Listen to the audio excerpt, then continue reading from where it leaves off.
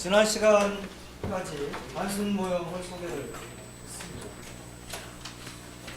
이제 우리가 그 단순 모형은 이 정도로 끝내고 이번 시간부터는 ISLM 모형이라고 하는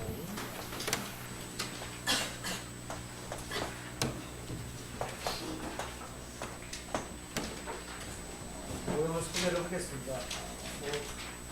일단은 전체적인 개관부터 얘기를 하자면 이 ISLM 모형도 단순 모형하고 거의 성격이 같습니다. 즉 일단 기본적으로 ISLM 모형이나 단순 모형은 뭐라 그랬습니까? 총수요 모형이라. 수요를 결정하는 모형입니다. 그런데 케인스 학파가 거시경제를 보는 시각이 여러 번 얘기했죠. 일단은 경제는 일반적으로 불균형 상태에 있다. 생산부 시장. 근데 어떤 불균형이냐면 공급에 비해서 수요가 부족한 불균형입니다. excess capacity라는 거예요. 그런 상태에서는 생산이 얼마나 이루어지는지를 결정하는 것이 총수요다. 그러니까 우리가 공급은 볼 필요 없이 총수요가 어떻게 얼마나 되는가를 보면은 그것이 생산을 주로 하기 때문에, 그러니까 굳이 우리가 공급 부분을 볼 필요가 없다. 그러니까 총수요 결정 모형인 단순 모형이나 지금부터 배울 ISLM 모형, 기본적으로는 총수요 결정 모형이지만 총수요가 결정되면은 그것이 바로 생산을 결정하기 때문에 케인스 학파의 입장에서는 이 모형이 뭡니까? 총생산 결정 모형 또는 국민소득 결정 모형. 우리가 지금 국민소득, 총생산 이 두 단어는 우리 이 모형에서는 거의 동일한 의미를 쓰고 있다라고 하는 이야기. 물론 뭐 실제 이제 국민소득은 분배면에서 측정한 국민소득이고 총생산은 생산면에서 측정한 거니까 엄밀하게 얘기하면 다른 의미지만 이 모형에서는 구분하지 않고 쓰고 있다. 생산 단계 그대로 다 배분이 된다. 분배가 된다. 오케이. 그래서 이제 ISLM 모형을 소개를 하겠습니다. 성격은 이미 얘기를 했고, 자 이제 먼저 IS 옥선을 소개를 할 텐데요. ISLM 모형이 이 단순 모형하고 달라지는 부분은 사실은 굉장히 간단한 됩니다. 뭐냐면은 우리가 단순 모형에서는 투자 함수를 좀 기본적으로 우리는 폐쇄경제 모형을 취급하고 있습니다. 개방경제는 아직 안 갔고, 그러니까 3분문 모형입니다. 3분문에서 소비, 투자, 정부구매 세 가지가 총수요를 결정하는 것입니다.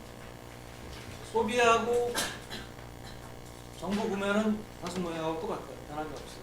다만 차이는 저쪽에서 좀 미안한데, 투자 함수가 원래는 I는 I 바였는데, 그러니까 I 바는 투자에 영향을 미치는 모든 이제 외생적인 요인들을 전부 다 들어있는 거죠, 사실은. 간단하게 I 바라고 했지만. 근데 그 중에서 조금 우리가 중요하다고 생각되는 요인을 하나 끄집어낸 게 이자율입니다. 이자율이 왜 중요하냐? 투자를 하려면은 자금이 필요하다는 것이죠. 그냥 투자를 한다는 거는 우리가 얘기하는 실물 투자잖아요. 그러니까 뭐 건물을 짓는다든지 또는 기계를 사서 들어놓는다든지 또 재고를 늘리는 것도 돈이 필요해요. 사실 들거든요. 이런 것을 하기 위해서는 뭡니까? 자금이 필요하죠. 돈이 필요하죠.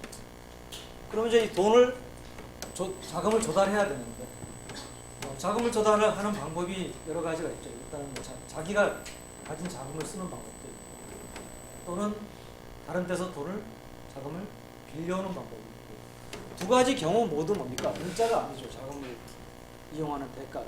왜냐하면 다른 데서 돈을 빌려오는 경우에는 내가 이자를 줘야 되는데 그 이자율이 바로 자금 조달의 비용이고, 내 돈을 쓰는 경우는 어떤 생각하기에는 뭐 내 돈 쓰는 거니까 뭐 비용이 안 드는 거 아니냐라고 생각할지 모르겠지만, 경제학은 항상 기회의 비용을 따져야 된다고 했죠. 그러니까 이 경우에 무엇이 비효율입니까? 내가 내 돈을 가지고 나 여기 투자하는 대신에 다른 데다가 빌려준다면 줬더라면 얼마를 내가 벌 수 있냐? 또 이자율이죠. 그러니까 내 돈을 쓰든 아니면 남의 돈을 쓰든 투자에 대한 투자에 필요한 자금을 조달하는 비용은 이자율입니다. 그러면 이자율이 높아지면은 어떻게 돼? 투자가 어떻게 영향을 받겠습니까? 투자에는 자금이 필요하고 자금 조달하는 비용은 이자율인데 이자율이 높아지면 자금 조달 비용이 높아지니까 그만큼 뭡니까? 투자가 줄어들겠죠. 왜? 투자를 하면은 투자로부터 내가 예상하는 수익률이 있지 않습니까? 그죠? 이제 이거는 우리가 투자 이론을 나중에 배우겠지만 사실 투자 이론은 우리 학교 진도상으로는 이제 2학기 때 거시기 2에서 배우는 거기 때문에 하지만 이제 뭐 단순하게 얘기하면 이런 겁니다. 나한테 내가 투자할 수 있는 프로젝트가 여러 개 있어요. 첫 번째 프로젝트, 두 번째 프로젝트. 그러면 나는 뭐부터 투자를 하겠습니까? 그리고 왜 투자를 하겠습니까? 투자로부터 오늘 우리가 이제 수익이라고 그러고 수익률이라고 하거든요. 그런데 나는 이제 제일 수익률이 높은 투자 프로젝트부터 그 다음 모든 투자 프로젝트가 다 높은 수익률을 줄 수가 없어요. 쭉 세웁니다. 그러면 이제 내가 어디까지 내가 투자를 할 것이냐 라고 하는 것은 나의 자금 조달 비용에 달린 거죠. 예를 들어서 내 자금 조달 비용이 예를 들어서 연 5%다. 연 5%로 자금을 내가 상당히 많이 조달할 수 있다고 해요. 여기까지 다 투자를 할 수 있어요. 그렇지만 보니까 이쪽의 투자로부터는 연 15% 정도 나오고 9% 나오고 6% 나오고 4% 나오고 3% 나오고 그러면은 여기까지는 5%를 넘었으니까 투자하면 내가 벌 수 있는데 여기서부터는 우리가 5%의 돈을 빌려서 4%를 벌면은 내가 손해를 보잖아요. 이거 투자. 만약에 이 상태에서 이자율이 5%가 아니고 10%로 올라가요. 그러면 이제 뭡니까? 9%짜리 투자도 아니라 못하겠다. 투자가 줄어들죠. 세게 하려고 할 수 있었던 거를 되게만 하고 이자율이 더 올라가면 더 줄어들죠. 그러니까 이자율이 올라가면은 왜 투자가 줄어드는지를 여러분들이 짐작할 수 있겠죠. 바로 투자 이론이라고도 다른 게 아니고 바로 지금 내가 얘기한 이 논리가 바로 투자 이론의 가장 기본적인 논리입니다. 그래서 투자는 이자율에 일반적으로 감소합시다. 그래서 이렇게 이제 선형 모형을 가지고 좀 쓸 거기 때문에 투자 함수를 이전에는 I는 I 바였는데 이 안에 들어있는 중요한 여러 가지 요인들 중에서 이자율을 따로 빼내가지고 I 바 빼기 B 곱하기 I입니다. I가 아니고 B 곱하기 I. 그래서 이제 여기서 이제 여기 마이너스가 붙어 있기 때문에 투자가 이자율의 감소함수라고 하는 것은 B의 값은 0보다 크다. 일반적으로 0도 될 수가 있어요. 0도 될 수 있지만 이게 0인 경우는 사실 I는 I고 단순 모형하고 차이가 없죠. 그래서 이제 이렇게 투자 함수를 이제 바꿔놓습니다. 이렇게 바꿔놓으면은 별거 아닌 변화인데 이제 뭔가 더 고민이 생기기 시작합니다. 왜냐하면 이제 무슨 고민이 생기냐면 이자율이 어떻게 되죠? 만약에 우리가 여기서 이자율도 모형 외부에서 결정되는 외생 변수다 라고 하면 굳이 이거를 빼가지고 볼 필요가 없어요. 이자율이 올라가면 I바 자체가 줄어든다 이렇게 얘기하면 되죠. 마치 애니멀 스피릿에 의해서 우리가 굳이 식을 안 쓰더라도 기업가들이 미래에 대해서 보다 낙관적으로 생각을 한다 라고 하면은 어떤 변화가 생길 것이냐, 어떤 변화가 생길 거라고 I 바의 값이 증가한다. 그죠? 내가 굳이 우리 식을 안 쓰더라도 그렇게. 그러면 만약에 이제 이자율이 외생적으로 결정이 된다면, 그러면 이자율이 이전보다도 높아진다. 그러면 굳이 이렇게 안 쓰더라도 여기입니다. I 바의 값이 줄어들죠. 것이다. 이렇게 이제 여러분들이 생각을 할 텐데 굳이 이렇게 이자율을 빼놓은 것은 이자율 자체가 어떻게 결정되는지를 뭡니까? 모형에서 내생화시키자. 이자율도 내생변수라고 하는 의도가 있는 거예요. 자, 그러면 이제 이자율이 내생변수가 되면은 그 다음에는 또 이제 또 줄거리가 여기서 끝나는 거 아니에요. 내생변수는 뭡니까? 모형 안에서 그 값이 결정이 돼요. 그러니까 이게 내생변수가 됐다라고 하는 것은 사실은 이제 나중에 우리 다시 나오겠지만 뭐 결론부터 먼저 얘기하면은 우리가 가지고 있는 풀어야 될 미지수의 숫자가 이전에는 y 하나였는데, 그죠? 단순 모형에서 y 하나였잖아요. 근데 내생변수가 하나 더 등장했는데 내생변수는 사실은 뭐 모형에서 우리가 경제 모형에서 내생변수라고 보지만 여러분들이 그냥 보통 중고등학교 때 보통 배운 그 수학식에서는 미지수입니다. 풀어야 될 미지수. 미지수가 두 개가 있어요. 그 미지수가 두 개면 방정식이 몇 개가 있어야 돼요? 이것이 두 개 있어야 돼요. 근데 우리가 때까지 가진 방정식은 하나예요. 생산물 시장의 균형 조건 y 이퀄 a. 거기서 y를 풀었거든요. 그 조건을. 그런데 미지수가 하나 또 등장했으니까 그러면 방정식이 하나 등장해요. 그 얘기는 균형 조건이 하나 더 필요하다. 그럼 그 균형 조건은 어디서 나와? 우리가 이때까지 생각하지 않았던, 도입하지 않았던 시장에서 나와요. 그게 이제 화폐 시장이라고 보는 것이고, 조금 더 우리가 확장을 하면 사실 이자율은 화폐 시장에서 결정된다는 것은 좀 부자연스러운 얘기고, 이자율은 사실 어디서 결정됩니까? 자금 시장에서 결정되겠죠. 아까 내가 이자율은 자금 조달의 비용이라고 했잖아요. 그러면 그 자금을 누군가가 공급을 할 거야. 그러면 자금 공급의 대가잖아요. 그렇죠? 그럼 이자율은 자금 공급의 대가이자 자금 조달의 비용이니까, 근데 자금 조달이라는 것은 자금에 대한 수요고, 자금의 공급이라고 하는 것은 남에게 돈을 빌려준다는 것은 자금을 공급한다는 거예요. 그러면 이자율은 뭡니까? 이 자금의 공급하고 수요가 만나는 시장에서의 하나의 가격이죠. 일종의 생산물의 가격에 의해서 시장에서 수급이 유치되는 것이. 이자율도 이제 이자율도 하나의 가격. 그러면 이자율 결정을 보기 위해서는 자금 시장이라고 하는 새로운 시장을 하나 이제 도입을 해야 됩니다. 거기에 해당되는 게 이제 우리가 좀 볼 화폐 시장입니다. 그래서 그걸 이제 그렇게까지 이제 우리가 이거 투자 함수 하나를 저렇게 바꿔놓음으로 인해 가지고 우리가 해야 될 작업이 그만큼 이제 늘어나 버렸어요. 그래서 그걸 알고 이제 가겠습니다.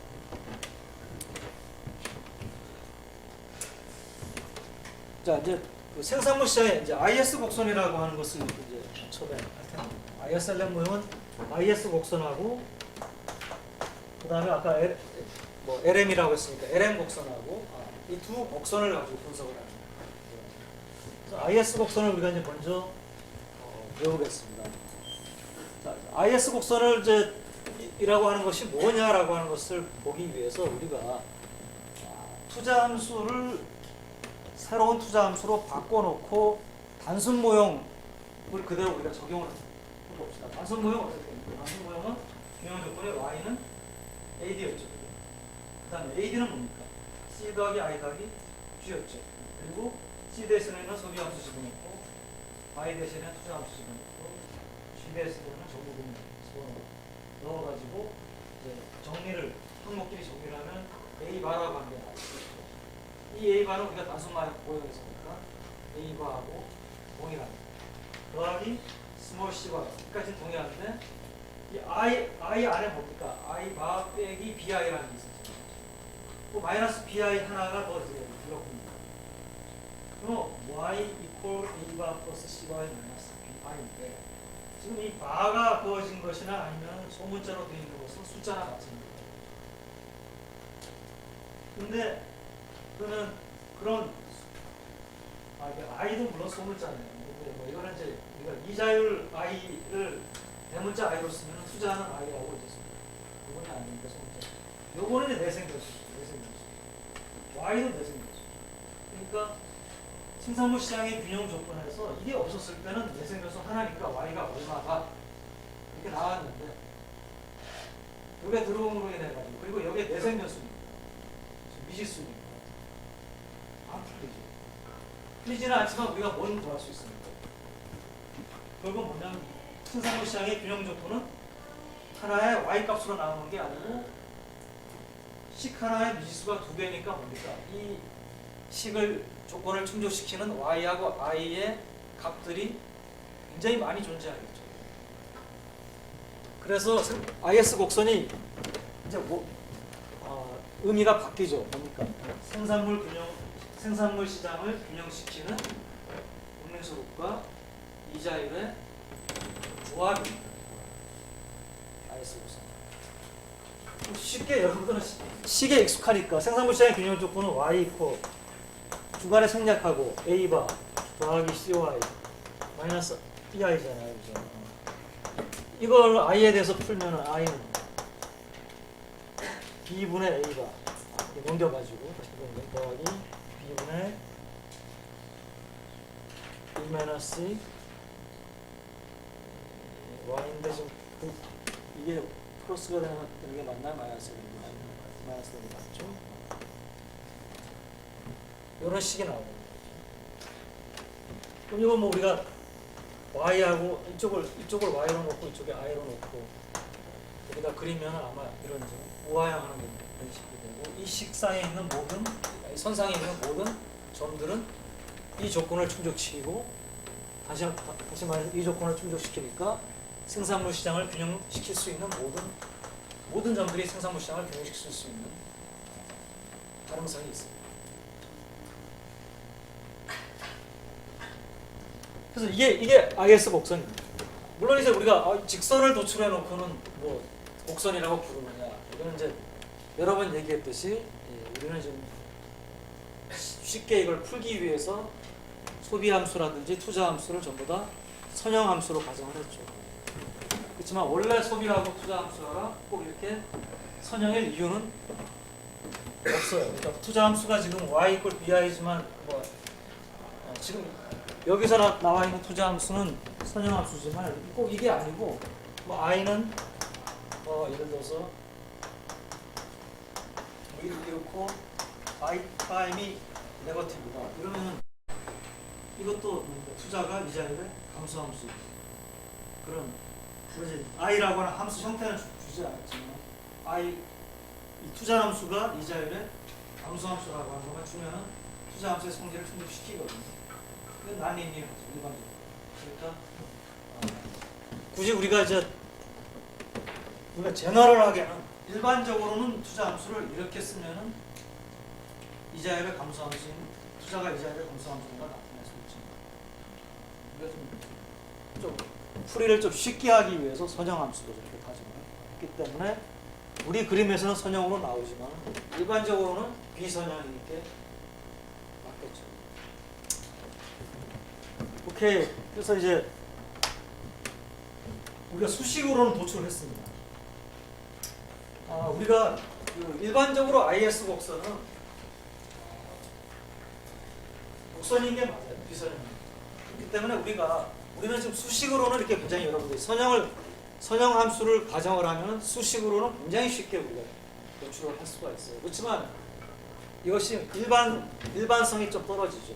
그래서 수식으로 이렇게 IS 곡선의 식을 도출하는 방법도 여러분들이 알아야겠지만 수식이 아닌 다른 방법으로 도출하는 것도 좀 하나 이제 익히겠습니다. 그것이 바로 이제 이건데요. 이거는 이제 책에 나와 있는 그림이지만은 칠판에서 다시 한번 이거를 이제 좀 해보겠습니다. 지금 우리가 이제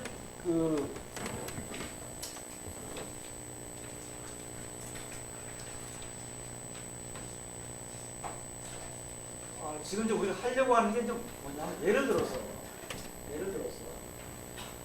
A라고 하는 점이 생산물 시장을 균형시키는 하나의 Y하고 I의 조합이라고 합시다. A라는 점. 그러니까 A에 해당되는 이 값이 Y1이고요. y1이고 요 그림에서 요 축은 y고 요 축은 i입니다. 그러면 a라는 점을 찍고요. 여기서 y1이고 이게 i1이라고 합시다. 그러면은 a가 생산물 시장을 균형시키는 하나의 y하고 i의 조합이라는 a는 어떤 성질을 만족시키는 거예요? 아까 y는 a가 더하기 cy 마이너스 bi가 이게 ad입니다. 생산물 시장의 균형 조건이라고 했잖아요. 그러니까 여기서 y 대신에 y1을 집어넣고 i 대신에 i1을 집어넣으면 당연히 두 변이 같아져야 되죠. 왜냐하면 A라고 하는 점이 생산물 시장을 균형시키는 점이라고 했으니까 당연히 같아져야 됩니다. 자, 그럼 이제 이거를 우리가 케인지안 크로스를 우리가 배웠으니까 케인지안 크로스에서 한번 표시를 이렇게 해보겠습니다. 자, 다시 이제 봅시다. 여기서 i고 y고요. A1이라는 점이 A라는 점이 여기라고 합시다. 그럼 여기에 해당되는 게 y1이고요. 여기에 해당되는 게 i1입니다. 자, 케인지안 크로스에서는 무조건 이제 45도 선을 여기가 y고요.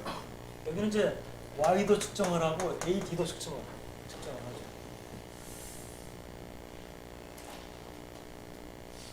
그 내가 이제 경제학에서 나오는 그림들이 대부분 이쪽을 설명 변수로 하고 이쪽을 정석 변수로 하는 게 아니고 이쪽에서 이게 바뀌었을 때 이게 바뀐다라고 이제 읽어야 된다고 해가지고 일부 학생들이 이제 케인지안 크로스도 이게 변할 때 뭐 이쪽이 변하는 게 아니냐 이렇게 이제 생각을 했어요. 케인지안 크로스는 좀 얘기가 다릅니다. 이쪽을 먼저 읽어줘야 됩니다. 높이가 정석 변수. 높이로 y도 측정하고 높이로 a도 측정. 이쪽을 먼저 바꾸면 안 됩니다. 케인지안 크로스에서 이쪽이 먼저 바뀌어요. 그러면 이제 여기서 AD 선을 우리가 그어야 되는 거죠. 총수요 곡선. 총수요 곡선은 이렇게 하는 것보다 이렇게 하는 게 편하죠. 이걸 이렇게 바꾸면 이걸 이렇게 넘겨가지고 이거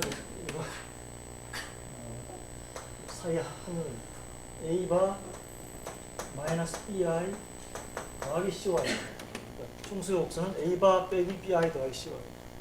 그러니까 요게 절편이고 세로축, 요게 이제 C라는 기울기를 가진 선이죠. 그러면은 A점에 해당되는 총수요 곡선을 그리려면은 I 대신에 I1을 집어넣어야 되잖아요. Y는 그냥 놔두고.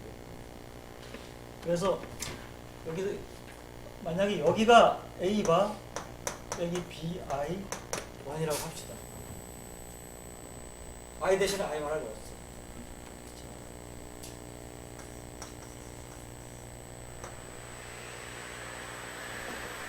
이거는 이제 우리가 AD1이라고 부르겠습니다. A점에 해당합니다.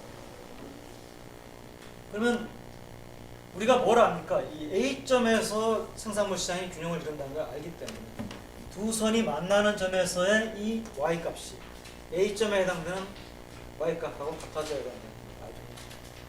그래서 이것이 이제 우리가 컨시스턴트하게 그린 겁니다. 아무 데서 아무렇게나 그릴 수는 없어요. A에 해당되는 I1을 여기다 집어넣어가지고 AD선을 그었을 때 두 개가 만나는 점이 Y1, H가 돼야죠. Y1. 자, 이제 우리가 이제 뭘 하려고 하냐면 이 이자율이 I1이 아니고 이자율이 이제 I2로 이렇게 떨어졌다고 합시다. 이 정도 봅시다. 그럼 이 이자율에서 생산물 시장을 균형시키는 Y의 값이 얼마냐라고 하는 것을 우리가 만약에 우리가 계산을 하니까 예를 들어서 여기가 나왔다. 그러면 이 I2에 해당되는 그 Y하고 I2하고 이게 점을 찍은 이 점도 뭡니까? 우리가 뭘 합니까? 이것도 생산물 시장을 균형시키는 점입니다. 그러면 이 점도 뭡니까? IS 곡선상에 있을 자격이 있는 점이 되겠죠. 이런 식으로 우리가 이제 i의 값을 변화해 가면서 찾을 수가 있거든요. 그죠? 그래서 i2에 볼까요? 그래서 i2를 집어넣었을 때 i2가 이거보다 작으니까 이 절편의 값은 더 위에 있겠죠. i2가 i1보다 작으니까 마이너스. 그러니까 절편이 더 위에 있겠죠. 그리고 여기를 지나고 기울기가 C인 선을 우리가 그으면 이게 위익이 2라고 합시다. 그럼 이 자율이 i2일 때 생산물 시장을 균형시키는 y의 값은 여기서 이렇게 내려와가지고 y2가 된다는 걸 우리가 알 수 있죠. 깨지 않고 있어요. 그러면 이걸 밑으로 계속 내려오면 뭡니까? 이 자율이 i2일 때 총생산이 y2인 이 점, 이걸 내가 만약에 b라고 부른다라고 하면 이 b점도 뭡니까? 생산물 시장을 균형시키는 y하고 i의 조합이 되겠죠. 그러니까 b점도 i에서 구성상의 점이거든요. 같은 이제 요령으로 뭡니까? 뭐 i를 여기도 보내고 해서 점들을 우리가 구해서 다 찍어서 연결하면은 is 곡선을 구할 수 있겠죠. 그런데 우리가 아는 거는 뭡니까? 이게 선형식이기 때문에 이 점들이 전부 다 직선상에 있을 거니까 두 점만 알면은 그 직선을 알잖아요. 이 경우에는 일일이 다 해보지 않아도 두 점을 이렇게 연결하면은 이 선이 is 곡선, is 직선 식이 된다. 라고 하는 거죠. 이 is 곡선이 이게 선형이든 비선형이든 얘하고 얘를 여러분들이 서로 연결해가지고 처음에는 좀 이해를 하려고 해요. 처음에 좀 그래야지 이해가 쉬워요. 왜냐면 이 is 곡선에서 무엇이 이 이면에서 무엇이 일어나고 있느냐라고 하는 것에 대한 질문을 이렇게 던지고 던질 경우에 여러분들은 이걸 앞만 그냥 째려보고 보더라도 답이 안 나와요. 이것만 봐가지고 답이 안 나와요. 얘 앞만 째려봐야 답 안 나와요. 얘를 가지고 연결해가지고 분석을 해야지 마스고잉을 여러분. 왜냐면 뭐 내가 지금 가르친 거 이것만 딱 그게 다가 아니거든요. 여러분들이 얼마나 이것을 잘 이해하고 있느냐를 테스트하기 위해서 지금 뭐 IS 곡선은 수십 년 동안 이 교수님들이 세계 각 대학에서 가르쳤는데 별의별 꼬아서 내는 문제들이 다 있어요. 제대로 이해하고 있는지 없는지를 보기 위해서. 그 많은 문제들을 외워서 답할 수도 없고 이거랑 연결을 지으면 다 답할 수 있어요. 항상 뭐 여러 번 내가 얘기하지만 모든 거는 그것이 나오게 되는 그 바로 기초가 있잖아요. 그 기초로 돌아가가지고 생각을 해야지 답이 나오지. 그것만 들여다보고 앞만 여러분들이 머리를 굴려봐야 답은 안 나온다. 바로 전 단계 기초로 들어가. 마찬가지. 자 이제 IS 곡선 지금까지 한 것으로 우리가 뭡니까? IS 곡선을 도출을 했습니다. 도출했습니다. 자 여기서 이제 몇 가지 우리가 좀 생각을 해볼 게 있어요. 첫째는 IS 곡선에 관해서 우선 기울기, 그다음에 위치라고 하는 건 이동입니다. 그다음에 IS 곡선 밖을 이런 것들을 우리가 좀 생각을 해볼게요. 첫째 기울기. 자, IS 곡선 우하향하는 기울기가 오른쪽으로 내려가. 올라가지도 않고 수평도 아니고 지금 우하향. 자, 왜 우하향합니까? 식 도출하니까 그렇다. 라고 이제 답을 하면은 그거는 뭐 교수님도 알고 나도 알고 뭐 굳이 내가 답할 필요 있느냐. 이거랑 비슷한 얘기예요. 그보다 조금 나을지 몰라서. 이전에 저 KDI 여러분 한국개발연구원 우리나라 이제 뭐 대표적인 싱크탱크죠. 특히 개발연대 시대에는 자 거기서 이제 그 원장이라는 분이 뭐 그 당시에는 KDI 원장이면 굉장히 이제 우리나라 경제를 이끌어가는 브레인. 이제 내년도 뭐 경제 성장률이 작년보다 좀 높아져가지고 뭐 7.몇%가 나왔고, 그러니까 기자한 사람이 이게 어떤 근거에서 그 추정치가 나왔습니까? 예측치가 나왔습니까? 그래서 이분 대답이 이제 뭐겠어요?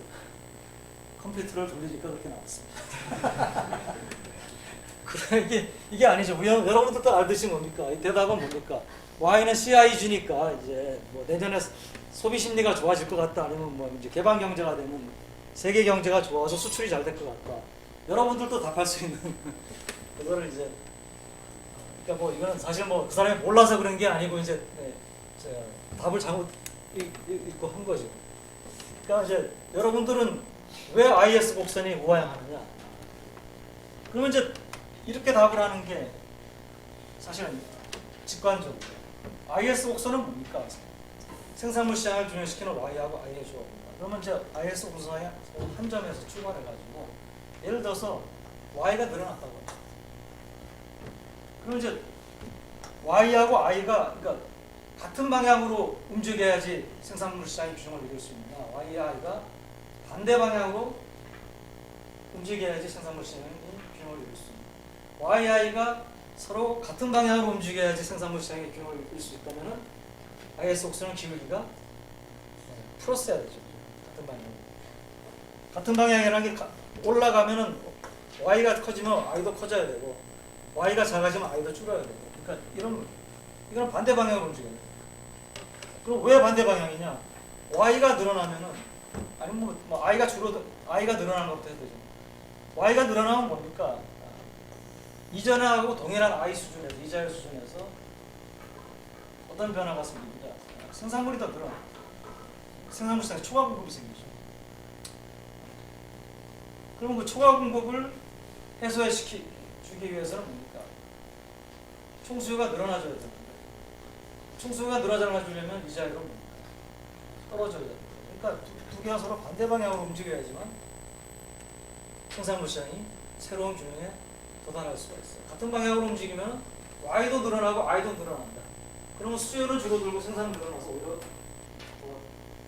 괴리가 커지죠. 그래서 그 논리, IS 곡선의 기울기가 가지는 의미. 그럼 또 한 가지 더 하겠습니다. 이제 IS 곡선이 기울기가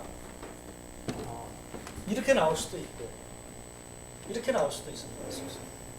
이거는 우리가 가파르다고 표현합니다. 왜냐하면 기울기가 마이너스이기 때문에 기울기가 크다 작다라고 하면은 이게 뭐 어떤 사람 피지컬리 크다 작다냐, 아니면은 뭐 마이너스 9를 절대값으로 크다 작다를 얘기하는 거냐, 아니면은 마이너스가 붙어 있는 상태로 크다 작다를 얘기하는 거냐.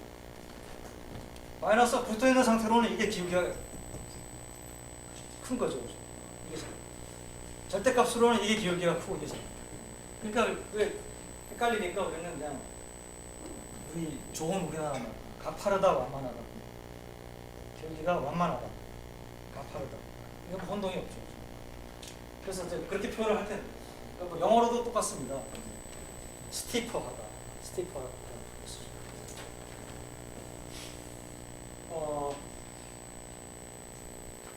그럼 어떤 이거하고 이거의 의미는 이거는 뭐냐? 어떤 경우에 기울기가 완만해지고 어떤 경우에 기울기가 가파르다. 이것도 이제 똑같습니다. 아까 얘기한 대로 지금 여기서 똑같이 출발해가지고 Y가 이만큼 이제 Y만 늘립시다. 그러면 이제 우리가 아는 거는 이제 Y가 늘어나는 경우에 총생산이 늘어나니까, 그러니까 생산물 시장에서 초과 공급이 생기죠. 근데 여러분들 생각에 이쪽에도 Y가 있고 총수요에도 Y가 있으니까 Y가 늘어나면 양쪽이 다 늘어나는 거 아니냐. 그렇지만 총수요에는 뭡니까? 앞에 C가 붙어 있죠. C는 1보다 작잖아요. 그러니까 Y가 늘어나면은 총수요가 늘어나는 거에 비해서 총공급이 더 많이 늘어나니까 초과 공급 상태에 빠지게 됩니다. 그럼 이제 그거를 해소해주기 위해서 이자율이 떨어져야 되는데, 왜냐면 이자율이 떨어져야지만 이제 투자가 늘어나요. 얼마나 떨어져야지 되느냐라고 하는 것을 좌우하는 것은 뭡니까? B가 좌우. B가 없이. 그 B는 뭡니까? 투자가 이자율 변화에 대해서 얼마나 민감하게 변한다. 그럼 생각해 보세요. 같은 지금 생산부에서 초과 공급이 생겼습니다. 자, 이자율이 떨어져서 투자가 늘어나서 총수요가 늘어나서 이 초과 공급을 해줘야 되는데, 만약에 투자가 이자율에 대해서 굉장히 민감하게 크게 반응해요. 그러면은 이자율이 많이 떨어져야 됩니까? 적게 떨어져야 됩니까? 적게 떨어져도 투자가 많이 늘어날 테니까 초과 공급이 해소가 될 수가 있죠. 그렇죠? 그러니까 생산물 IS 곡선의 기울기를 좌우하는 것은 투자의 이자율, 탄력성, 민감도. 그래서 P입니다. 투자가 얼마나 이자율에 대해서 민감하게. 내가 이 탄력성이라는 말을 붙이는 것을 지금 일부러 좀 주저했던 이유는, 원래 탄력성은 뭡니까? 퍼센티지 체인지 분의 퍼센티지 체인지. 근데 이거는 뭡니까? 이자율 분의 그냥 Y의 퍼센티지 체인지. 선형이니까 퍼센티지 체인지가 될 수도 있겠잖아요. 그냥 뭐 그래서 이게 이제 엄밀한 의미에서 이게 탄력성하고 좀 다를 수도 있기 때문에 민감도라고 부르는데, 그냥 여러분들이 그냥 민감도 탄력성 구분 안 하고 그냥 민감도가 높으면 탄력성도 높은 거고 그런 거니까 탄력성이라고 그냥 불러도 정말로 까다로운 사람이 아니면 그냥 넘어갑니다. 그래서 우리는 그냥 구분하지 않고 쓰겠습니다. 그래서 이제 왜 투자의 이자율 민감도가 이자율 탄력성이 높을수록 IS 곡선의 길이가 완만해집니다.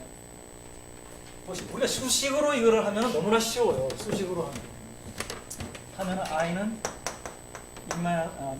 B분의 A가 마이너스 B분의 1 마이너스 Y잖아요. 그러니까 기울기를 좌우하는 게 얘잖아요. 얘도 좌우하지만 특히 얘가 크면 클수록 뭡니까? 기울기가 작아지잖아요. 절대값이 작아진다는 건 이렇게 완만하게 된다는 거죠. 그러니까 수식으로 보면 너무나 간단합니다. 근데 수식이 그러니까 그렇다라고 하는 건 아까 내가 뭡니까? 컴퓨터 돌리니까 컴퓨터가 그렇게 한다라고 하는 거랑 다름이 없는 답이에요, 사실. 우리는 왜 그런지를 논리적으로 설명을 해줘야지만 답이잖아요. 그러니까 그 논리라고 하는 것은 이제 바로 이제 그런 논리죠. 그러니까 위치를 이해하겠습니다.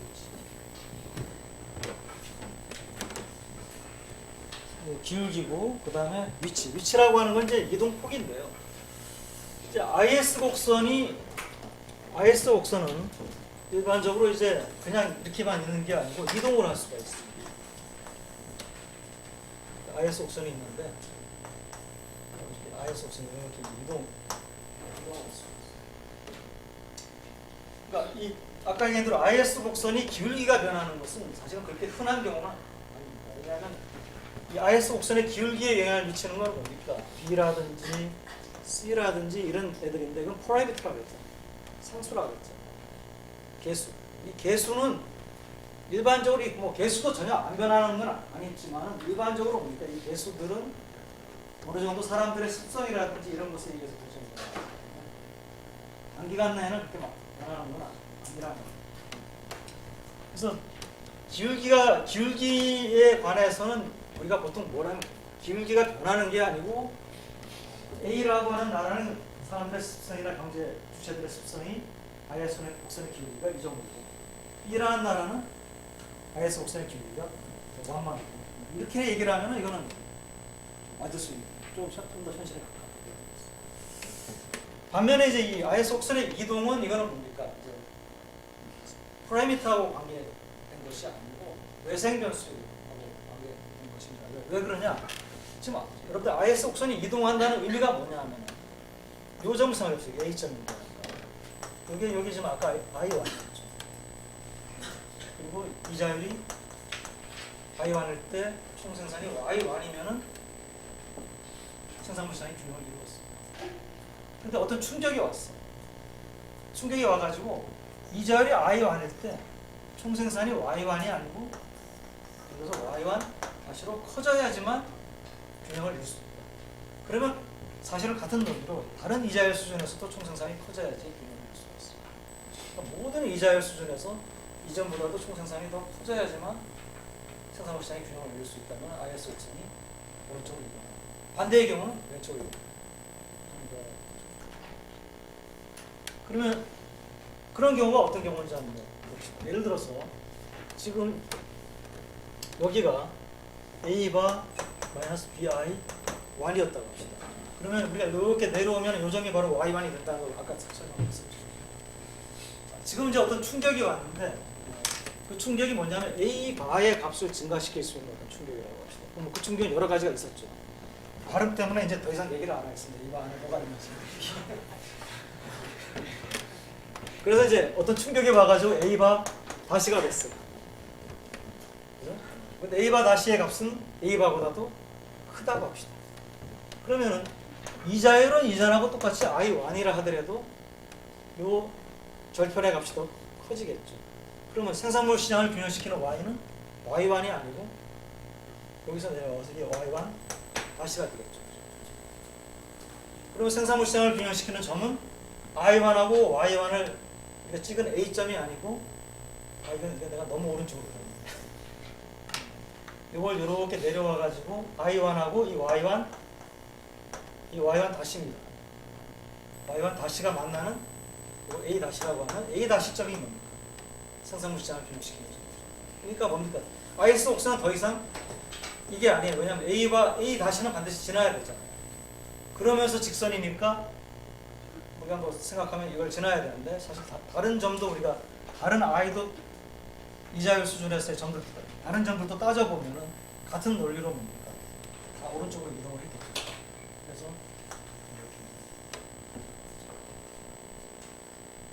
이동을 하겠죠. 자, 그러고 보니까 이제 IS 곡선의 위치, 즉 이동을 결정하는 것은 뭐냐? A바 왜 이게 독립 총수요죠, 그죠? 독립 총수요를 증가시키거나 감소시키는 거죠. 그런 이제 충격들은 다 IS 곡선을 우나 좌로 이동을 시키는. 근데 그걸 가만히 보면은 이게 단순 모형에서 A바가 증가하거나 감소하면은 단순 모형에서는 뭐가 변했습니까? 균형 국민 소득이 증가하거나 감소했잖아요. 단순 모형에서 균형 국민 소득을 증가시킬 수 있는 충격들은 다 같은 논리로 그냥 A바를 증가시키는 충격이에요. 그거는 AD 곡선을 위로 올릴 거고 A점을 A-로 옮길 거고 IS 곡선을 오른쪽으로 옮길 거고. 한번 여러분들 앉아가지고 그걸 생각해보면 당연하다는 걸. 단순 모형에서 A 균형 국민 소득을 감소시키는 충격을 IS 곡선을 왼쪽으로 이동시켜요. 기울기는 변함이 없어요. 한 걸음만 더 나갈까요? 이동폭. 이동폭은 무엇하고 관계가 있나요? 1-1분의 1 곱하기 바로 뭡니까? 단순 모형에서 바로 승수효과만큼 이게 승수효과가 있잖아요. 승수효과만큼 이동시킵니다. 이동폭. 왜냐하면 I를 고정시키면은 사실 이동폭이 요 A가 변했을 때 요 폭하고 똑같거든요. A가 변했을 때 요 폭이 바로 뭡니까? 승수효과였죠.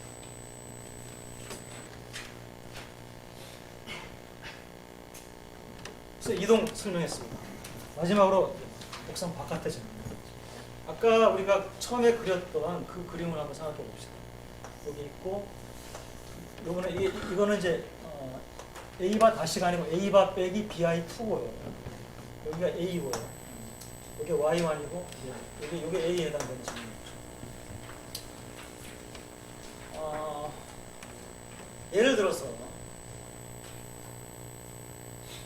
예를 들어서 이 점을 한번 생각해 봅시다. 이 점을 C라고 합시다. 그러니까 지금 우리가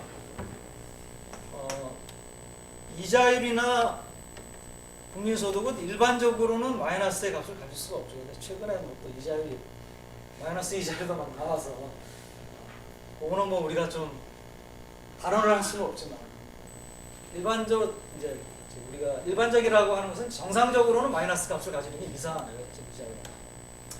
그래서 그렇다면 뭡니까? 대부분 이것이 뭡니까? 일사분면에서 모르겠죠.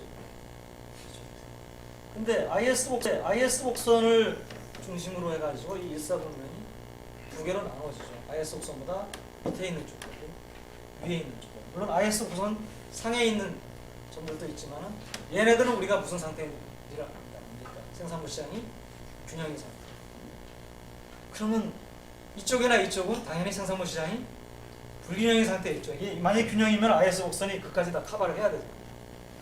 당연히 불균형인데 불균형은 우리가 두 가지가 있다고 했습니다. 생산부 시장이 초과 공급인 상태, 생산부 시장이 초과 수요입니다. 한쪽이 초과 수요면 한쪽은 초과 공급이겠죠. 어느 쪽인지 판별을 하는데 자, 어떻게 판별을 하느냐? 이것도 판별하는 방법이 이게 이제 요령인데요. 이 방법은 여기에만 쓰는 게 아니고 두고 여러분들이 쓸 수 있는 방법입니다. 한번 잘 배워놓으면은 이거는 뭐 두고 쓸 수 있는 거예요.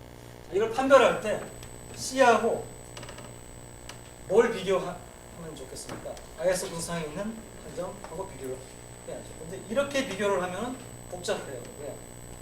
이 점하고 이 점은 I도 다르고 Y도 다르고. 그런 건 복잡해. 그래서 우리가 보통 하는 방법은 둘 중에 하나는 갖게 놓고, 그러니까 이 점하고 비교하든지 이 점하고 비교하든지. 그러면 둘 중에 하나는 같잖아요. 예를 들어서 A하고 비교합시다. C하고. 그러면 C하고 A는 뭡니까? Y는 똑같아요. Y가. 다만 C에서는 뭡니까? 이자율이. 얘를 I0라고 볼까요? I0. C에 해당되는 이자. 그러면 이제 어떤 상태냐? 암만 이걸 들여다봐야 모른다 그랬죠. 일로 가야 된다 그랬죠. 그럼 A점은 뭡니까? 이자율이 I1일 때 생산부 시장이 균형시키는 Y가 Y1이 되는 것을 된다는 걸 가르쳐 주잖아요. 그게 바로 이 A점이죠. 이자율 대신에 I1을 집어넣은 절편으로 AB 곡선을 그었을 때 만나는 45도선하고 만나는 점이 Y1이 됐었죠. C점을 봅시다. C점은 같은 Y1인데 I는 I0예요. 작아요. 그러니까 C점에 해당되는 AD선을 그림을 그리면은 여기가 I 대신에 I0를 집어넣으면 절편이 이렇게 될 것이고 C점은 이렇게 되겠죠. AD선. 근데 C점은 뭡니까? Y는 Y1이에요. 그죠? C점의 Y 값은 Y1이잖아요. A하고 바뀌어놨으니까. 그러니까 C점은 이 그림에서 어디에 해당되느냐면 예를 들어서 여기에 해당된다고 볼 수가 있겠습니다. 즉 C점은 뭡니까? Y는 같지만은 AD가 뭡니까? A점에 비해서 더 커요. 근데 A점은 뭡니까? 총수요하고 총생산이 같은 점인데 C점은 뭡니까? 총수요가 총생산보다 큰 점이잖아요. 그러니까 뭡니까? 생산부 시장이 초과 수요에 있는 점입니다. 초과 수요. 이걸 여러분들이 이렇게 비교를 해도 같은 결론에 도달할 수가 있습니다. 비교 방법은. 그러면 반대쪽에 있는 점들은 우리가 뭐 따져볼 필요도 없이 초과 공급이죠.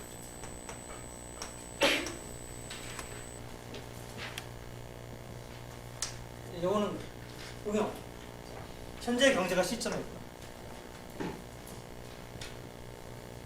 앞으로 우리가 경제가 어떤 방향으로 움직일 것이라고 예측할 수 있습니다.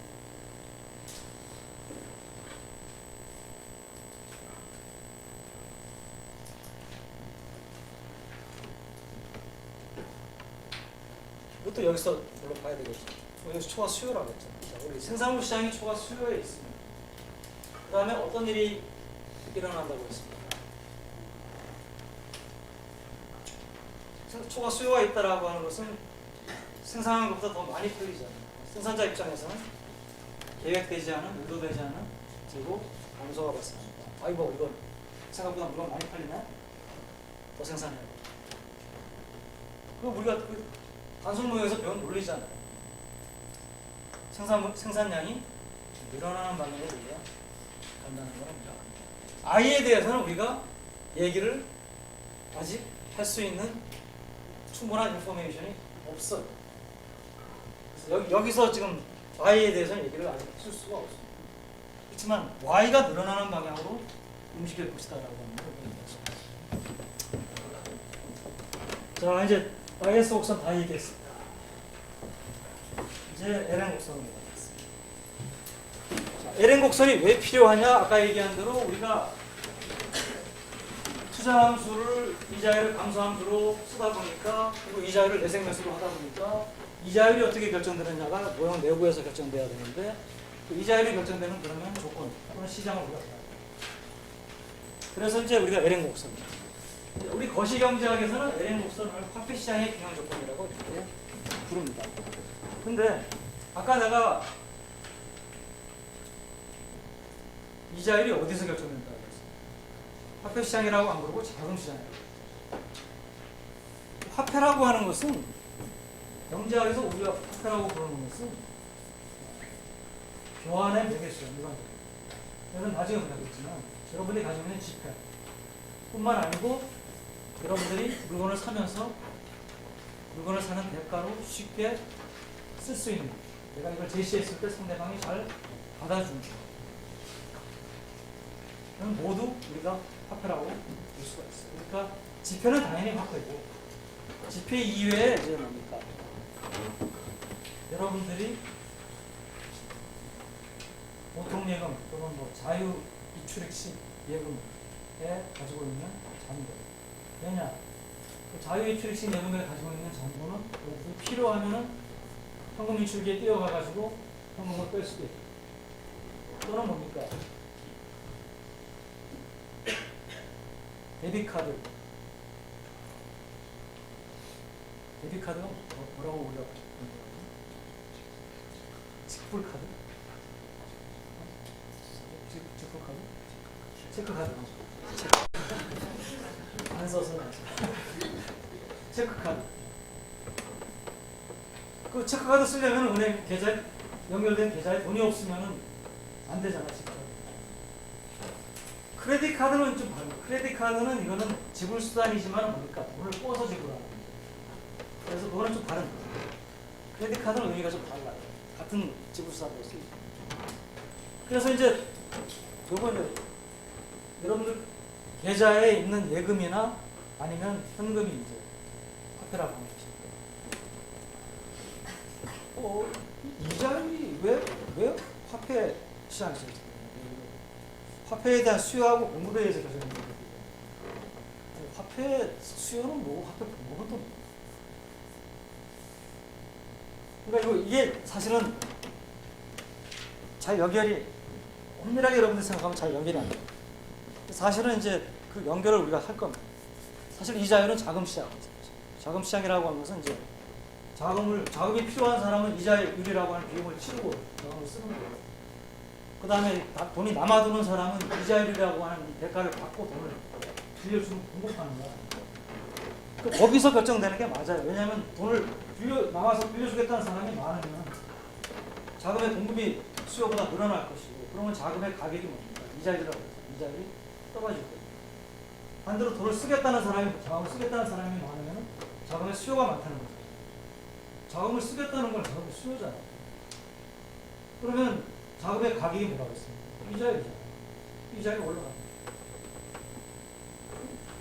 그러면 뭐 똑같은 우리가 수요 공급 모양에서 알고 있는 원리가 그대로 적용이 되는 거예요. 그래서 이제 들어가겠습니다.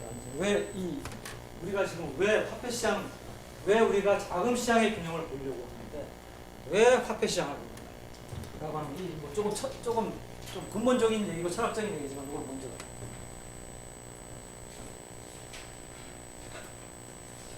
그랬습니다. 특수 받을 수 있습니다.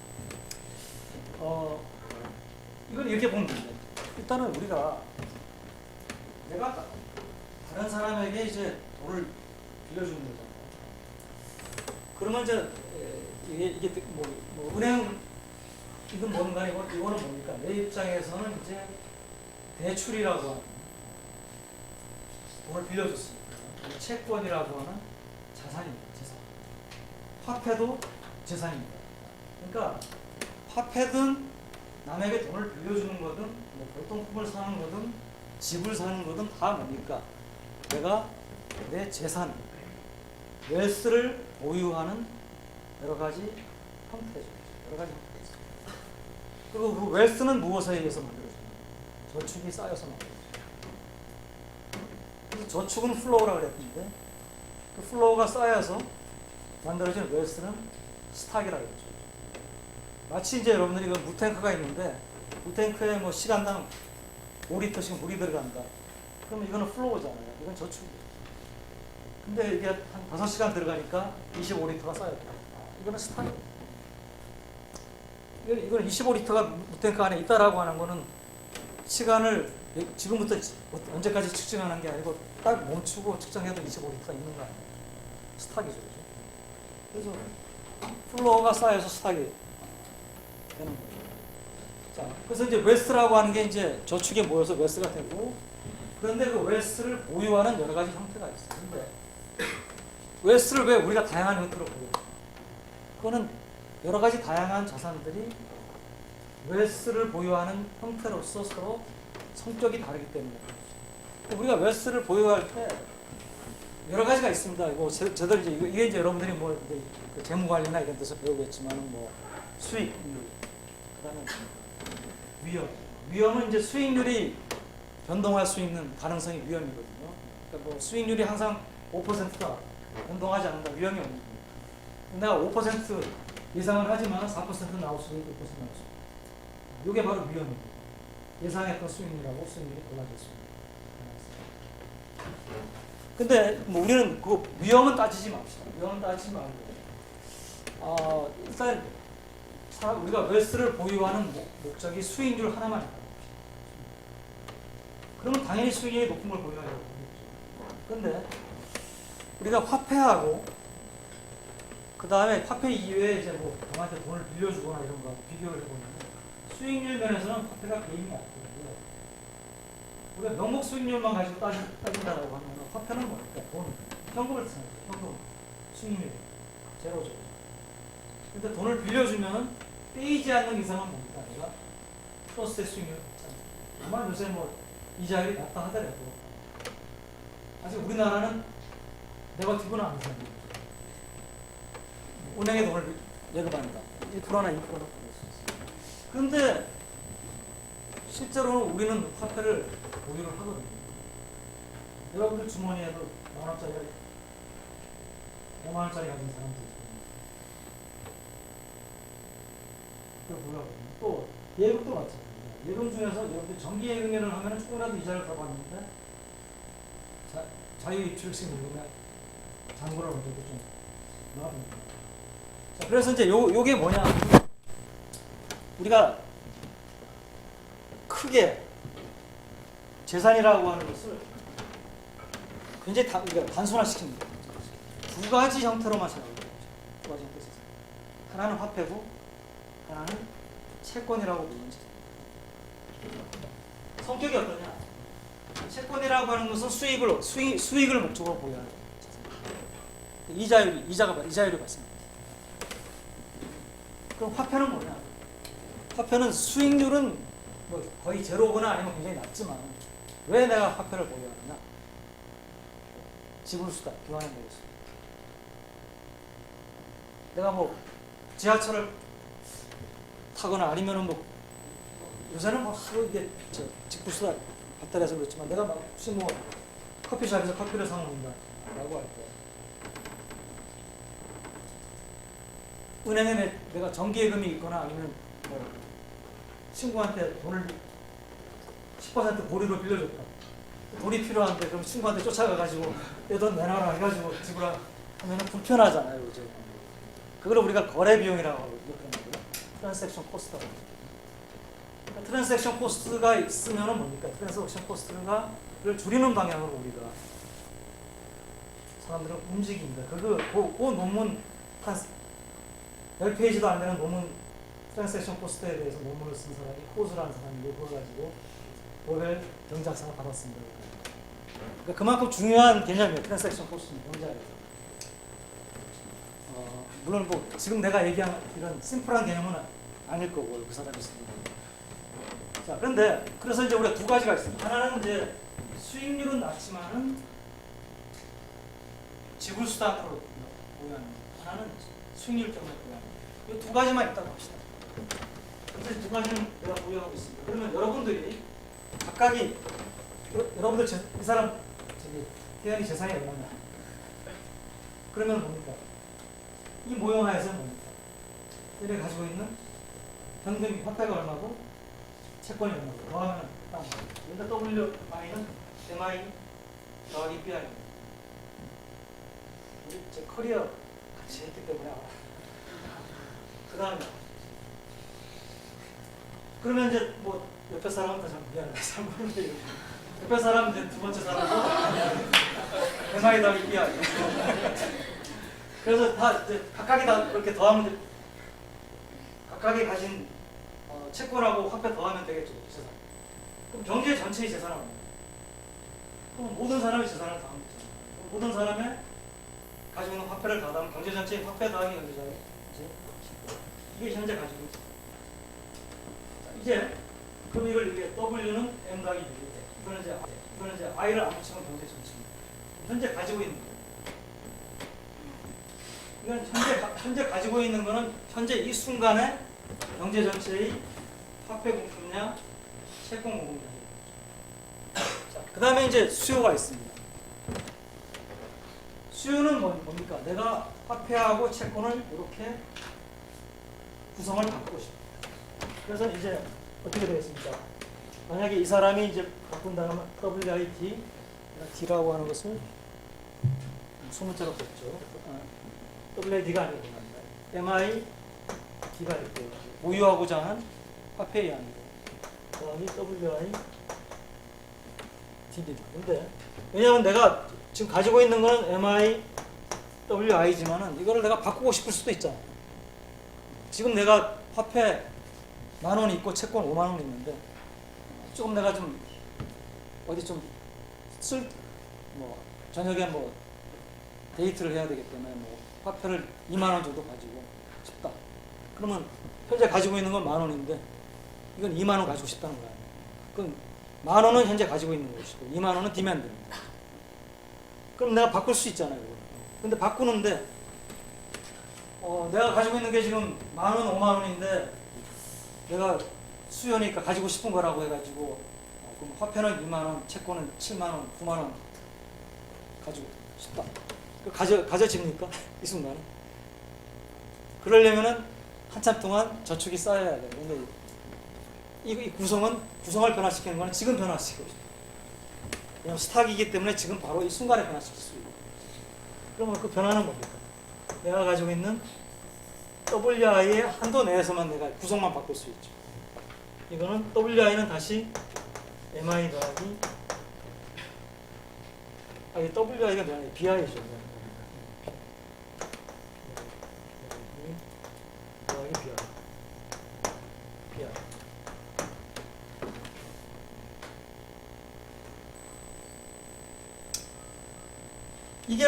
이게 뭐냐면 화폐하고 채권의 수요에 있어서 일종의 예산 제한입니다. 내가 가지고 있는 재산보다도 두 개를 더 많이 가질 수는 없잖아. 물론 시간이 충분히 흘러서 저축이 쌓이면 그럴 수 있지만 지금은 이건 매 순간마다 이 순간에는 바꿀 수가 없죠. 자, 그럼 모든 사람이 이와 같은 예산 제약에 처한다면 자, 경제 전체의 화폐에 대한 수요는 뭡니까? 이걸 다 더한 거죠. 그걸 우리가 MD라고 하겠습니다. 그 다음에 경제 전체의 채권에 대한 수요. 이 사람도 얼마 가지고 싶고 이 사람도 구성을 이렇게 하고 싶고 M끼리 더하고 D끼리 더하고 더하면 이건 어떻게 되겠습니까? 이건 뭡니까? WI 경제 전체의 웨스를 벗어날 수가 없겠죠. 그거는 경제 전체의 웨스는 경제 전체가 가지고 있는 M하고 경제 전체가 가지고 있는 B겠죠. 이 식은 예산 제약식에서 나온 식이기 때문에 방정식이 아닙니다. 이거는 뭐 우리가 기분이 조건이 맞으면 충족이 되고 조건이 안 맞으면 충족이 안 되고 그런 식이 아니에요. 내가 가지고 있는 재산 이상으로 내가 M하고 B를 가질 수 없다는 거는 이거는 뭐 망고불변의 진리입니다. 물론 이제 뭐 세상이 좀 차원이 다른 세상에 가면은 뭐 그런 진리가 손에 맞을 수 있는 세상이 있을지는 모르겠는데 우리 세상에서는 이걸 벗어나지 못하니까 우리가 경제학을 하는 거예요. 사실. 이거 벗어날 수 있으면 경제학 그냥 무너져거든요.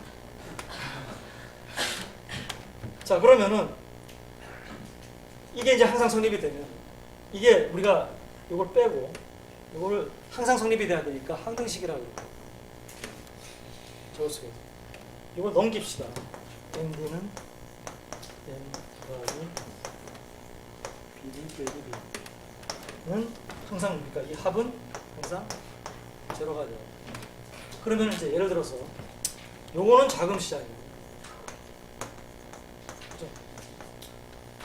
내가 돈을 빌려주고 빌리는 시장이라고 해요. 자금 시장에서 B는 뭡니까? 돈을 빌려주겠다는 거잖아요. BD는 미안합니다. 거꾸로 이게 채권 시장이라고 그랬죠. 채권 시장. 채권은 그 자체가 뭡니까? 돈을 빌리고 내가 발행하는 증서잖아요. 그러면 채권에 대한 수요는 내가 채권을 수요한다라는 건 뭡니까? 남에게 돈을 빌려주는 사람이 채권을 수요하는 거죠. 채권을 산다는 게 여러분들 삼성전자가 발행하는 삼성전자 채권 잘 발행하지는 않는다. 예를 들어서 뭐 삼성전자가 좀 작은 SK 하이닉스가 발행하는 채권. 여러분들이 그 채권을 내가 살려고 합니다. 그게 수요죠. SK 하이닉스 채권을 여러분들이 산다는 건 뭡니까? 채권을 통해서 SK 하이닉스에게 돈을 빌려주겠다는 거예요. 이해되죠? 그죠? 채권을 산다는 채권을 파는 거에 오히려 돈을 빌리겠다. 채권이라고 하는 거는 내가 이것을 가지고 있는 사람에게 내가 돈을 빌렸어. 그러니까 만기가 되면 내가 돈을 갚겠어. 라고 하는 약속 증서다. 그 약속 증서를 내가 사겠다라고 하는 것은 미래에 갚는 돈을 받겠다는 그런 의미니까 미래에 돈을 받겠다는 건 지금 돈을 빌려줘요. 잘 알겠죠? 그죠?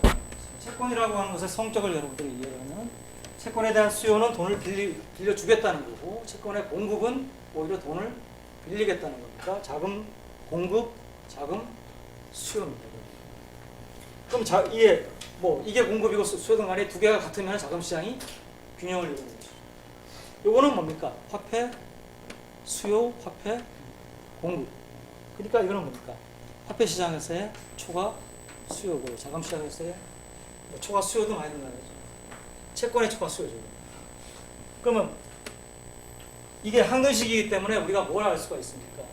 이쪽이 제로면은 이쪽은 당연히 제로가 돼요.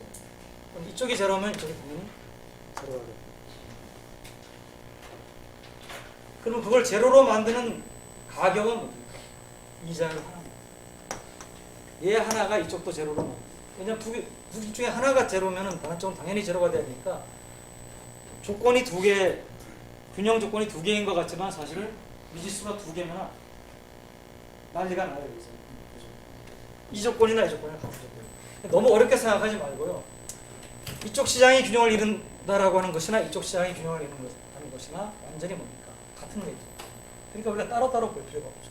근데 이 시장을 우리가 안 보고 원래는 이 시장을 보는 게 내추럴해요. 그죠?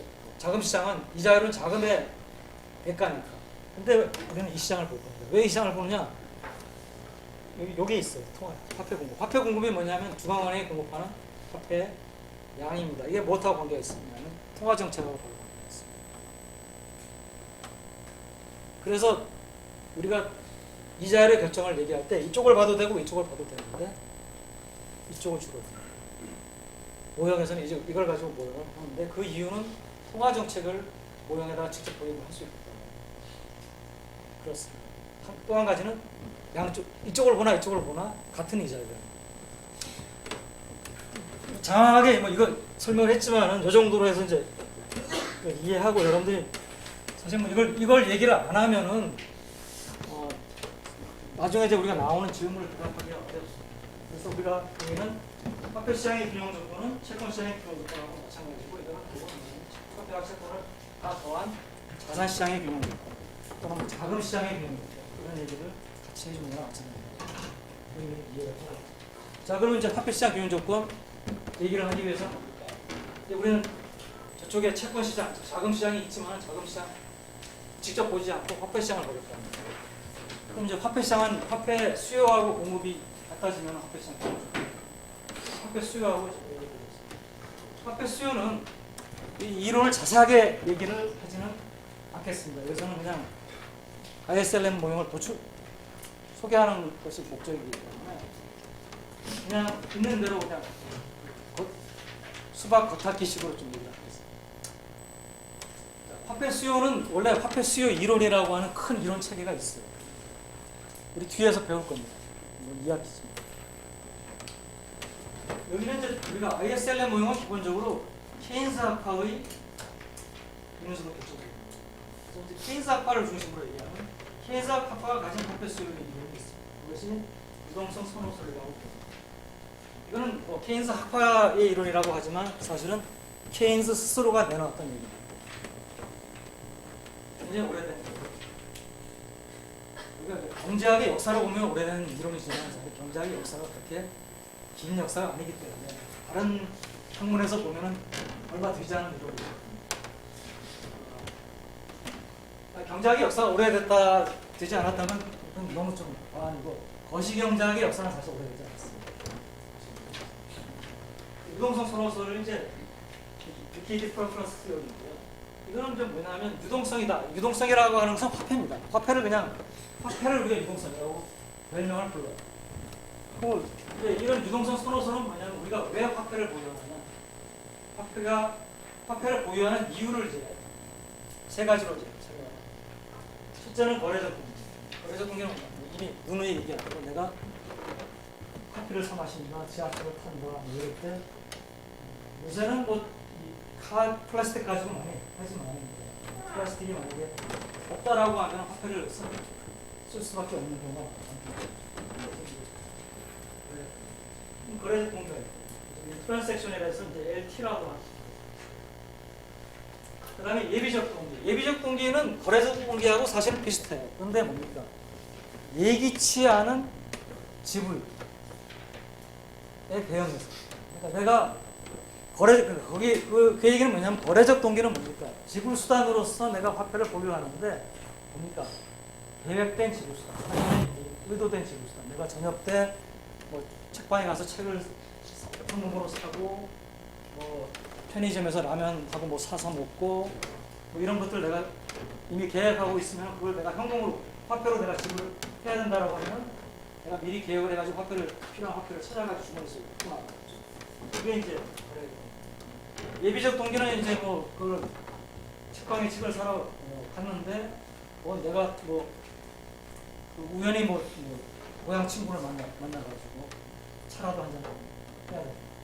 근데 그거는 미리 계획해서 만나는 게 아니고 우연히 만날 수도 있잖아요. 그러니까 혹시 그럴 경우가 있을 수도 있으니까 여러분들이 뭡니까? 계획된 것보다 돈을 좀 더 가져나갈 수도 있죠. 보통 우리가 비상금 그런 게 있고. 그다음에 이제 투기적 동기라고 하는 것은 이거는 조금 이제 설명하기가 좀 어려운 얘기예요. 이거는 이제 원래 투기라고 하는 것은 나쁜 뉘앙스를 가진 것으로, 왜냐하면 이제 투기꾼들이 부동산 시장을 교란시키고 이렇게 나오는데 그건 이제 꾼이라는 얘기를 붙이기 때문에 그런 거죠. 원래 투기라고 하는 용어는 영어의 스페큘레이션이라고 하는 것을 것이고, 스페큘레이트를 한다라고 하는 것은 위험을 부담하면서 수익을 노리는 행위를 우리가 스페큘레이션이라고 합니다. 그거는 남들보다 높은 수익을 내가 추구를 한다면 조금 더 높은 위험을 감수하는 게 가능하겠죠. 그러니까 원래 스페큘레이션은 나쁜 의미가 아니에요. 그걸 이제 우리나라에서 꾼자를 붙여가지고 투기꾼 그러니까 이제 자꾸 나쁜 의미가 되는데 굉장히 좋은 의미입니다. 스페큘레이션이라고 하는 단어 자체는 그게 없이는 사실 경제 발전이나 이런 것도 있기 어렵고요. 그냥 누군가가 모험을 하기 때문에 새로운 프로덕트도 나오고 시장도 그런 모험을 하는 사람에게 빌 게이츠나 이런 사람한테 돈을 자금을 공급을 해주고 페이스북한테 자금을 공급해준다. 그래서 이제 그런 투기적 공급, 이건 뭐냐면 수익을 우리 수익 목적으로 화폐를 팔아요. 참 이건 우스운 얘기죠. 사실 어떻게 보면 화폐라고 하는 게 가장 수익성이 없는 거예요. 제로잖아요, 수익성. 근데 어떻게 수익을 목적으로 화폐를 팔아요? 그래서 이제 요거는 우리가 일단은 좀 나중에 다시 설명을 하겠습니다. 때가 되면. 일단은 이제 거래적 동기하고 예비적 동기는 무엇에 의해서 결정되느냐? 몇 가지 소득의 증가함수. 왜냐하면 소득이 높은 사람일수록 계획된 지출이 더 아무래도 많아요. 그 다음에 예비적 동기. 소득이 높은 사람일수록 책방에 종로에 나갔다가 아는 친구를 만날 확률이 높아요. 그거는 아니겠죠. 그렇지만 뭡니까? 소득이 높은 사람일수록 그런 가능성에 대비해가지고 더 비상금을 많이 가지고 다니는 여유가 있겠죠. 그러니까 소득이 낮은 사람은 그런 비상금이 없으니까 건강한 친구가 보더라도 모른 척하고 피해가시고 예비적 동기는 이해되죠 이제. 마지막으로 투기적 동기는 요게 이제 이자율의 감소함수입니다. 나중에 설명하겠습니다. 오늘 시간이 없으니까. 그래서 두 개는 작아서 잘 안 보이지만 Y지만 얘네 둘은 원래 그러니까 우리가 이론을 배울 때는 원래 정확하게 그 이론을 먼저 유동성 선호선에서는 이 두 개가 이자율을 의존하지 않습니다. Y에만 의존합니다. 그런데 투기적 동기 때문에 투기적 동기만 이제 그러면 전체 화폐 수는 세 가지를 합합니다. 이거 더하기 그러면 요거 두 개는 Y 증가함수고 이거는 이자율의 감소함수이기 때문에 전체적으로 Y의 증가함수고 Y의 감소 이게 지금 단으로서 그러니까 플러스고요. 요 위에 플러스를 쓴 것은 요거의 증가함수라는 의미고 마이너스를 쓴 것은 요거의 감소함수. 여러분들 뭐 저기 미분 개념을 아니까 L을 Y에 대해서 미분한 값이 플러스라는 얘기고 L을 I에 대해서 미분한 값이 마이너스라는 1차 도함수의 값이